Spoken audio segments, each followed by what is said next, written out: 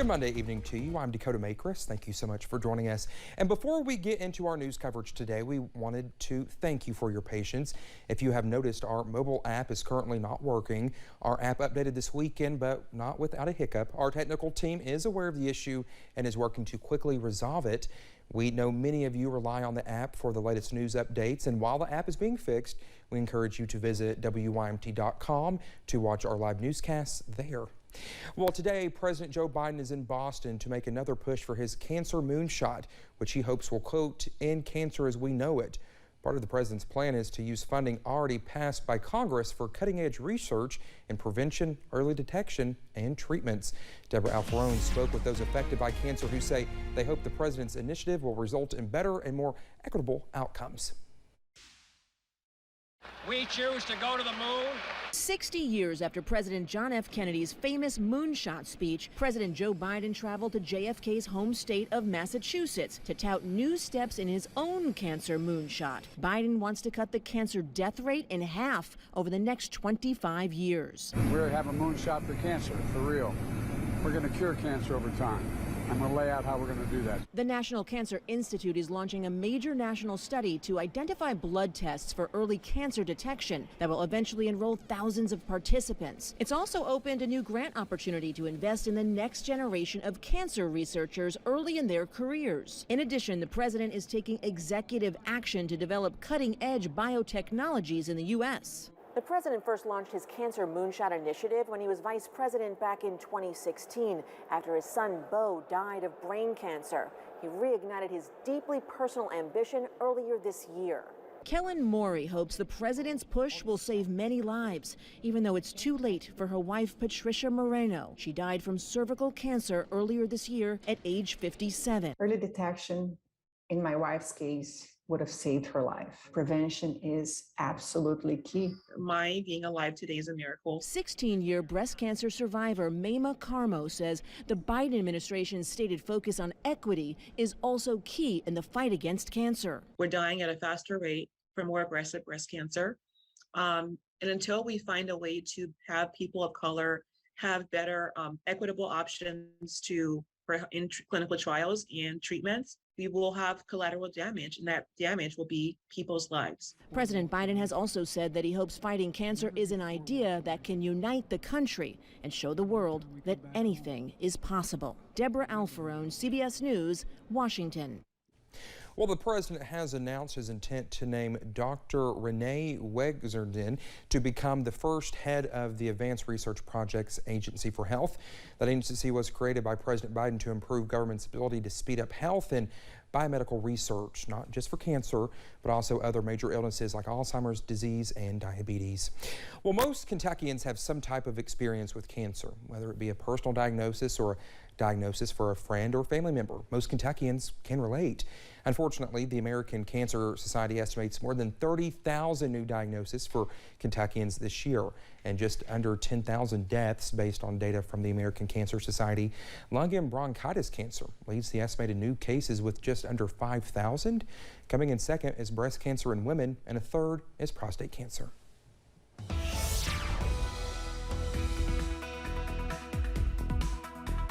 Well, weather-wise, plenty of sunshine out there today after a bit of a dreary start to our Monday. The good news, we've broken out into some sunshine, and that'll stick with us for quite a while. 71, the current reading, by the way, London Corbin Airport, with plenty of sunshine, just a few fair weather clouds. This is a trend that will continue as we head through the work week. Temperatures, low to mid-70s region-wide. Yes, even some upper 60s already. Wise at 68, but they're our usual cool spot. Ignoring the 70 dew point being reported at Hazard, which I think is a little off. Many of us are back down into the 50s for those dew points, even some upper 40s. Look at Moorhead, 48 a dew point. So dry air continues to work in. Showers and storms are long gone. The last of our clouds pushing out of the Big Sandy and out of southwest Virginia and southern West Virginia, though we may see a few clouds in our northern sections later on tonight. So keep that First Alert weather app handy as we run through tonight. We're down into the 60s this evening, down into the 50s overnight. I think mid-50s. Future View thinks even cooler than that. Details on that coming up in just a bit. Dakota? All right, Evan, thank you. Well, mourners in Scotland are saying farewell to Queen Elizabeth today before she makes her final journey back to England tomorrow. Danya Backus reports from Windsor. Queen Elizabeth's 4 children, including King Charles III, stood guard at their mother's coffin at St. Giles Cathedral in Edinburgh, Scotland, in a ceremony known as the Vigil of Princes. The Queen, like so many generations of our family before her, found in the hills of this land and in the hearts of its people a haven and a home. The new monarch acknowledged his mother's deep connection to Scotland in his first address to the Scottish Parliament as king. Earlier in the day, in a solemn procession, the king and his siblings walked behind the hearse carrying the Queen's coffin as thousands lined the streets to pay their respects. King Charles also took time to personally thank well-wishers. I think it's all very emotional, the fact that he's out so close to his mum's death. He basically said to us that he had been dreading the moment coming and he was trying to keep everything going. The Queen's coffin will come back to England on Tuesday, while her remains will lie in state for 4 days. Also Monday, Prince Harry released his first public statement on the Queen's death, calling his granny a guiding compass for the nation. There's word Harry, who stepped back from royal duties in 2020, will not be dressed the same as other family members for the Queen's funeral. It's very unlikely that we will see Prince Harry in military uniform. Only working members of the royal family wear military uniform. Harry is no longer a working member of the royal family, but that will be painful to him. Over the weekend, the King's sons and their wives greeted the public together at Windsor Castle, an appearance many hope is a sign of reconciliation. Danya Backus, CBS News, Windsor, England. CBS News has learned President Joe Biden and First Lady Dr. Jill Biden will be the only Americans in the official U.S. delegation to Queen Elizabeth's funeral. Loyalists laid flowers by a huge mural of young Queen Elizabeth in a fiercely British corner of West Belfast, described a potent nostalgia and hints of an unease at what the new era may hold for some of the monarch's most devoted subjects. A few hundred meters away across steel and concrete peace walls, Irish nationalists largely shrugged off the death of the woman who transformed from a symbol of British oppression to an agent of reconciliation. Queen Elizabeth reigned for 70 of Northern Ireland's 100-year history and for all 3 decades of the Troubles, in which more than 3,000 died in sectarian fighting over the Crown's role in Northeast Ireland.